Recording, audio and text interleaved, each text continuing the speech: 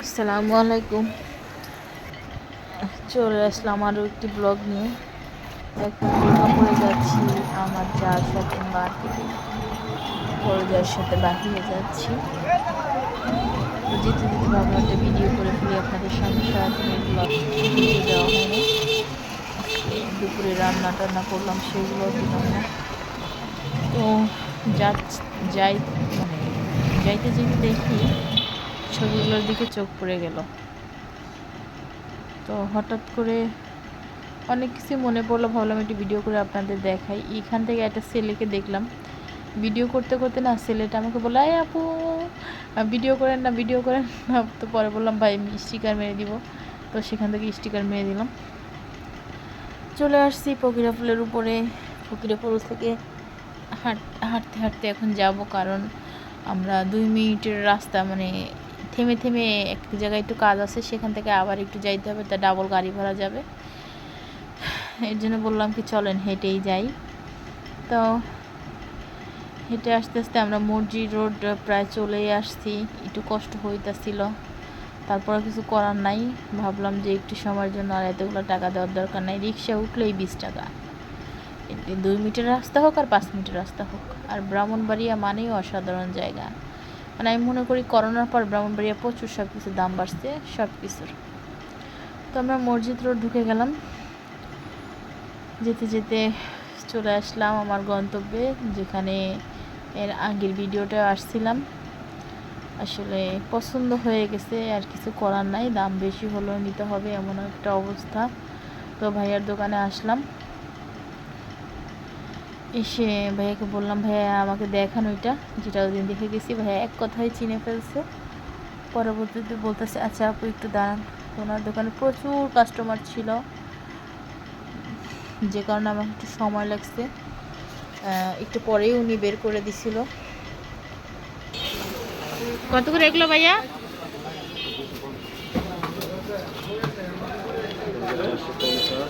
300।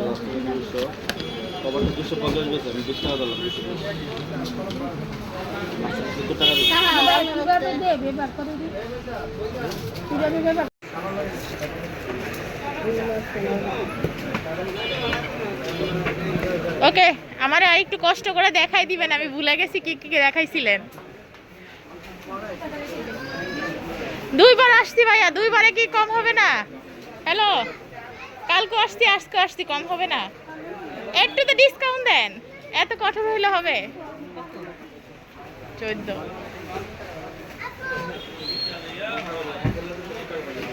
ভাইয়া step by step একটু বুঝাই দিয়েন, যদি ভুল হয় ভিডিওতে আসে পরে দেখে নিব। মানে সূক্ষ্ম জিনিস তো, আবার এদিক সেদিক হলে ভেঙে যাবে, বুঝছেন না? আপনি ধরার আগে এত ধরে ফেলাই দিছেন।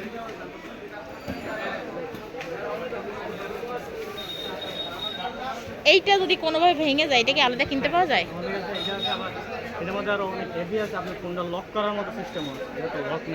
এইটা ভেঙে গেলে এটা আলাদা কিনা যাবে না ভাইয়া?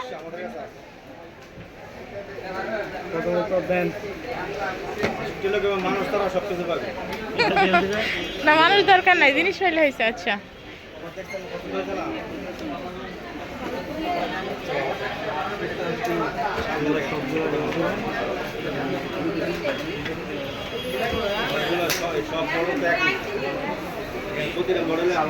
অত করতে হবে না, আমার সাইজ করলেই হবে। এক এক স্টেপ নিব, এক এক স্টেপ মুসর দিব। হ্যাঁ হ্যাঁ, তারপরে এইটা কি, এইটার কাজ কি? এইটা ঘুরবে যেটা মাথাটা? আচ্ছা, তারপরে আর কোনো কাজ নাই? আর এনার নাটটা কিসের কাজ?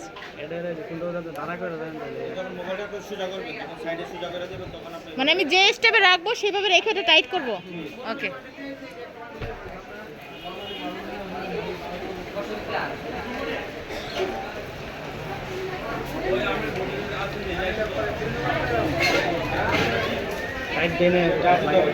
টাইট করতে হবে? আচ্ছা প্যাকেট করেন। ইউটিউবে কালকে সারা রাত মনে করছি যে এটার প্রাইসটা দেখবো, আমার একটু মাথায় আসে না, চলে আইছি। যাক, আপনার মুখের কথাই নিছি, আমার কিন্তু কোনো আইডিয়া নাই। এখন ব্যবহারের উপর নির্ভর করবে। আর ভালো জিনিস আপনি এটা ইউজ করে নেক্সট ইনশাআল্লাহ আপনাদের আরো 10 টাকা সময় দেবেন আসবে ইনশাআল্লাহ। টেলিফোন ওকে, আশিক টেলিকম। ওকে, এই মডেলের মডেলটা দেখ। এটা মোবাইলটা দেখুন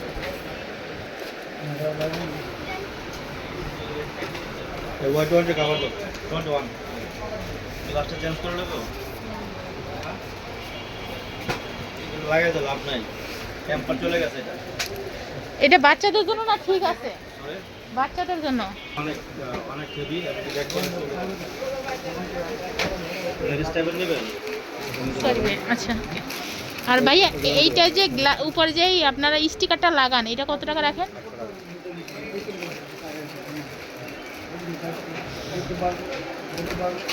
টিয়ের ওটা 80 টাকা রাখেন। আমাদের পেপারগুলো পাওয়া আমরা নর্মাল পেপারগুলো বিক্রি করি 50 টাকা ছিল এটা নেবেন হয় সাদা করতে হয় এটা আনকমন দেখতে না? এটা না এটা সেম আইফোনের মতো নিউ মডেল তো এগুলো লাগালো ভালো গো ওয়ানের ইয়ারই গো এটা তো সুন্দর।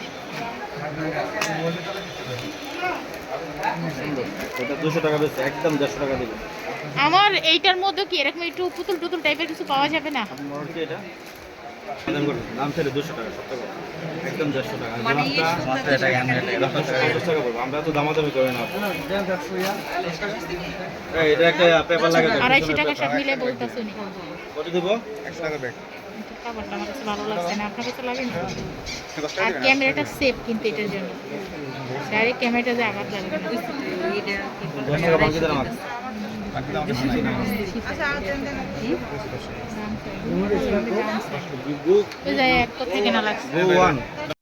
তো যেই বলা সেই কাজ, এটা কিনে নিলাম, কিনে নিয়ে চলে আসলাম। আসলে দোকানদার ভাইয়ার ব্যবহারটা খুবই ভালো ছিল। টাকা কম আর বেশি সেটা হচ্ছে পরের কথা, কিন্তু দোকানদার এই আন্তরিকতা দেখায়, ভদ্রতা বজায় রেখে যে কাস্টমারদের সাথে কথা বলে, এই জিনিসটা খুবই ভালো লাগে। পরের মুহূর্তে সেই দোকানে যেতে মন চায়। ভাইয়া বলছিল কি যে আপনি আমার দোকানে আইসা আবার ভালো করে ভিডিও করেন। তো আমি বলছি কি আচ্ছা ভাইয়া ইনশাআল্লাহ যাব। তো যেতে যেতে আমার যা আর আমি হাঁটতেছিলাম, হাঁটতে হাঁটতে আমরা বাটার দোকানের সামনে চলে আসছি। এখান থেকে আমরা এটাকে ছাতিফট্টি বলে, ব্রাহ্মণবাড়িয়ার ছাতিফট্টি। আমি কিন্তু নাম জানতাম না, অনেক কষ্ট করে এই নামটা মুখস্থ করছি। ওইখানে ছাতি দেখে দেখে মনে করছি যে মুখস্থ করছি যে এটাকে ছাতিফট্টি বলে। তো হাঁটতে হাঁটতে চলে আসলাম গয়নার দোকানে। এখন গয়নার দোকানে কি গয়না কিনবো না, আসলে এত টাকা হয় নাই আমার। তবে আমার অনেক জিনিস ছিল, সব বিক্রি করে ফেলছি। কিছু জিনিস লাগবে বিয়ে উপলক্ষে, তা ভাবলাম যে এমইটি স্বর্ণের দেখে যাই। তো দেখতে চলে আসলাম। এখানে না অনেক সুন্দর সুন্দর জিনিস, অনেক সুন্দর, মানে কি বলবো, লোভনীয় জিনিস, যা দেখলে মন চায় কিনে নিতে। তো প্রথমে এই দোকানটায় ঢুকে গেলাম। ঢোকার সাথে সাথে ভিডিও করলাম। লোকটাকে আবার জিজ্ঞাসা করলাম, ভাইয়া আপনার দোকানে ভিডিও করার অনুমতি আছে? উনি বললেন হ্যাঁ অবশ্যই আছে। কারণ অনেক দোকানে না ভিডিও করার অনুমতি থাকে না। ওনাকে যখন বললাম, উনি বললো কি হ্যাঁ আপু আছে, আপনি আস্তে আস্তে ভিডিওগুলি করেন। উনি না আসলে আমাকে কালেকশনগুলো বের করে দেখাইতো, কিন্তু ওনার দোকানে কাস্টমার ছিল যে কারণে দেখাইতে পারে নাই। আর আমিও ওনাকে বলি নাই ভাইয়া ও কারণে এইটা দেন ওইটা দেন, বিরক্ত করি নাই, কারণ আমার যেটা লাগবে আমি সেটা নিতে চাচ্ছিলাম। তো আমার যা নাকের ফুল বের করলো। এখন লোকটা বলতেছে এটা নাকের ফুল না, এটা কানের দুল। এখনও ওনার পছন্দ হয়েছে, আর কিন্তু পিছনটা পছন্দ হয় না। পিছনটা যেভাবে ওটা নাকি কানে ব্যথা পাওয়া যায়। তো এখান থেকে আমি আবার কানের দুল দেখে নিলাম। আমার একটু বড় কানের দুল নিতে হবে শাড়িতে পরার জন্য।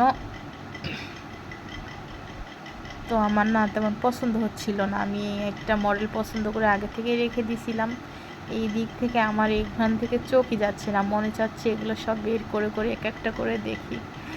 পরে মনে মনে হাসতেছি, আমি কত বোকা, আমি কিনবো না, এই লোকটাকে কারণে এত কষ্ট দিয়ে লাভ আছে। তো আর বের করি নাই। পরে আমি দুল দেখতেছিলাম যে আমি একটু বড়োর মধ্যে ঝুমকা নিব। তো উনি ঝুমকা বের করলো, আমার এই ঝুমকাগুলো না একদম সুন্দর লাগতেছিল না, ভালোই লাগতেছিল না, কেমন জানি সস্তার সস্তার লাগতেছিল। আমি একটু দামের মধ্যে নিতে চাচ্ছিলাম। তো ওই বড় ঝুমকাগুলো আমার পছন্দ হয়েছে, বড় বড় ঝুমকা নিব। ওই যে একটা চেন ছোট একটা চেন বড়, ওনাকে বলছি এমনটা আছে, উনি বলতেছে নাই। পরে উনি বলতেছে আপু এইটাই নেন, এটা অনেক সুন্দর, অরিজিনাল এই ঝুমকাটা অনেক সুন্দর, আমার কাছে কিন্তু খুবই ভালো লাগছিল। তারপরেও আমার ওইটাই নিতে মন চাচ্ছিল। তো ঝুমকাটা অরিজিনালে অনেক সুন্দর ছিল, ভালো লাগতেছিল। উনি বলতেছিল কিন্তু আমার চোখটা ওই ঝুমকাটার দিকেই ছিল। এখন ওইটা তো আর নাই, পরে এটা দেখলাম, এটা নিচে ঝুলনগুলি নাই, এটা নিচে না ঝুলনই থাকে ওই যেটা এইগুলোর মতো। ওনাকে আমি প্রশ্ন করছি ভাইয়া এইটা নাই, উনি বলতেছে না এইটা তো নাই, আপনি এইটা দেখেন। পরে এইটাও আমার কাছে ভালো লাগে নাই। তারপরে কি করলাম, আমার যাও বলতেছে আমার কাছে ভালো লাগছে না, চলো চলে যাই। তো আর এক দোকানে আসলাম, আর এক দোকানে এসে ঠিক যেই কানের দুলগুলা খুঁজতেছিলাম সেগুলো পেয়ে গেছি। পরে ওনাকে বললাম ভাইয়া ওইগুলো বের করেন। তো উনি ছোটোগুলো বের করে দেখাচ্ছিল। তো আমার কাছে খুব ভালো লাগতেছিল, কিন্তু এটা একটু ছোটো, আমার একটু বড় দরকার। পরে আমার যা দেখাইলো ওই যে ওইটা, পরে উনি ওইটা বের করলো। তারপরে আমার যা আবার একটা দেখাইলো, ওইটা না ওইটা, ও বড়টা খুঁজতেছিল। তারপর উনি আবার একটু বড়টা বের করলো, কিন্তু উনি যে বড়গুলি বের করলো না, এগুলো সস্তা কম দামি, মানে দেখেই বোঝা যায় যেন কেমন একটা। তো আমি লালগুলি পছন্দ করতেছিলাম না, উনি বলতেছিল কি আপু লালগুলি খুলে আমরা অন্যগুলি লাগাই দিই, আপনি যদি 5 মিনিট সময় দেন, আপনি যদি নিয়ে নেন তাহলে বলেন। পরে আমি বললাম কি না, আর সময় নষ্ট করে লাভ নেই, যেগুলো যেভাবে খুঁজতেছি সেগুলো পাওয়া যাবে না, সন্ধ্যা হয়ে গেছে চলি। আমার যাও বলতেছে হ্যাঁ চলো যাই, কারণ তার ছোটো ছেলেটা কান্না করবে। এর মধ্যেও উনি কিছু স্বর্ণের জিনিস আনছিল, যে ধোয়াইতে রূপ, তারপর নূপুর ছিল। তো আমাদের একটা পরিচিত দোকান আছে, যে সেখানে আমরা ঢুকে গেলাম। ঢুকে যেয়ে ওখানে জিনিসগুলো যে আপনি এগুলো একটু ধোয়া রেখেন, আর এর মধ্যে আমরা গাড়িতে উঠে গেলাম। গাড়িতে উঠে গাড়ির প্রতি এমন রাগ হচ্ছিল, 5 মিনিটের রাস্তা কিন্তু, তারপর আমরা গাড়িতে উঠছি কারণ আমাদের খুব দ্রুত যেতে হবে বাড়ি। তারপরে সে সোজা রাস্তা থেকে বাঁকা রাস্তা থেকে যাচ্ছিল। তো ওনার সাথে কিছুক্ষণ রাগারাগি করলাম, আপনি সোজা রাস্তা থেকে কেন গেলেন না, কারণ আমাদের খুব দ্রুত যেতে হবে। তো উনি চুপ করেছিল, উনিও আসলে বোকা হয়ে গেছে, এই রাস্তা থেকে ঢুকে এই রাস্তায় মালগাড়ি হ্যান ত্যান ভোগ করছে অনেক কিছু বেশি। তো চলে আসলাম, এই তো 2 মিটার রাস্তা না, আমরা তো 20 টাকা গাড়ি ভাড়া দিছি, দিয়ে চলে আসলাম আমাদের ড্রামের দোকানে। এখানে আমরা ড্রাম কিনবো, চালের ড্রাম, পানির ড্রাম, যেটাই বলেন, যখন যেটা মন চায় তখনই সেটা রাখতে পারবো। এটা আমার যার জন্য, বড় যার জন্য। উনি আসলে নাকি চিনে না চালের ড্রামগুলো কোথায় বিক্রি করে। তো আমাকে বলছিল তুমি যেহেতু চিনো চলো আমার সাথে, আমিও বলছি চলেন, আমারও কাজ আছে। এই দুজনে বেরিয়ে গেলাম, বের হয়ে এই ড্রামগুলি দেখলাম। এই চালের ড্রামগুলি মানে টিনের বড়, এগুলা কিছুদিন আগে ধানের সময় আমি আসছিলাম, 2500 টাকা পর্যন্ত চাইছে, 2000-2200 টাকা নিচে দেয় না, এখন 1800-1900 টাকা যাচ্ছে।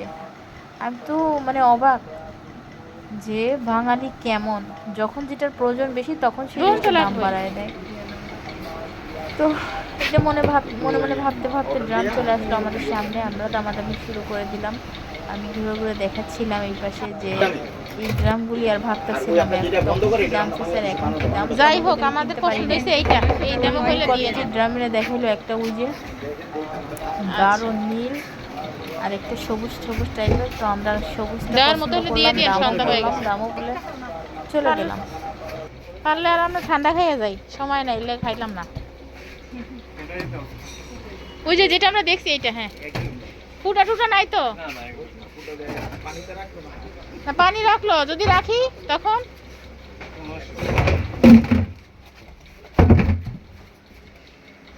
টান দিলে বাইরে যাবে। আমি অল্প মুখটা ছিটে করে যাই, রিস্কাতে খেলতে গেলে তো আর আগে করে মুখটা পাই। আপনি বাইর করেই দেন।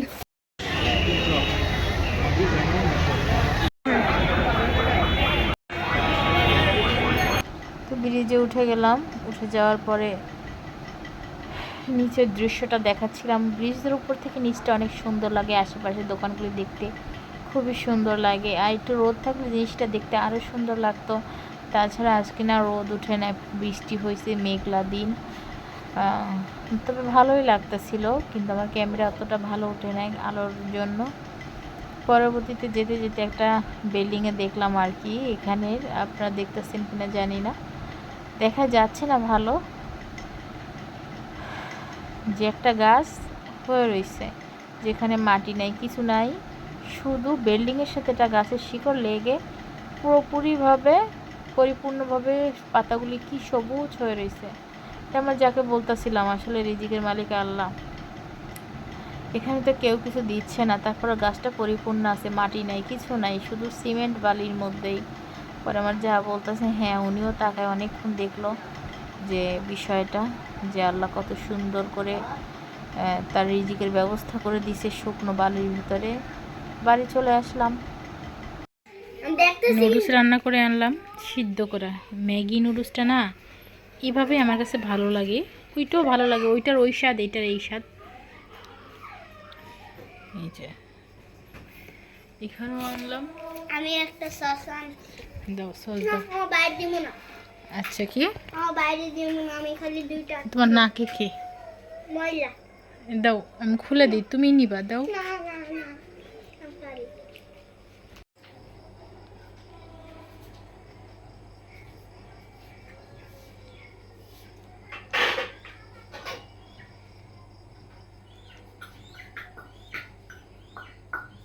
এরকম বাটিও নিয়েছি, আমার বাটি।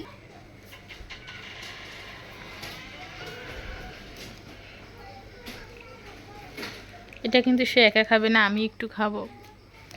আমার কাছেও একটু নুডলস হালকা হালকা কেন জানি ভালো লাগে, এটা কিন্তু ওই নুডলসটা বেশি ভালো লাগে, ইদানিং এই নুডলসটা একটু একটু ভালো লাগে।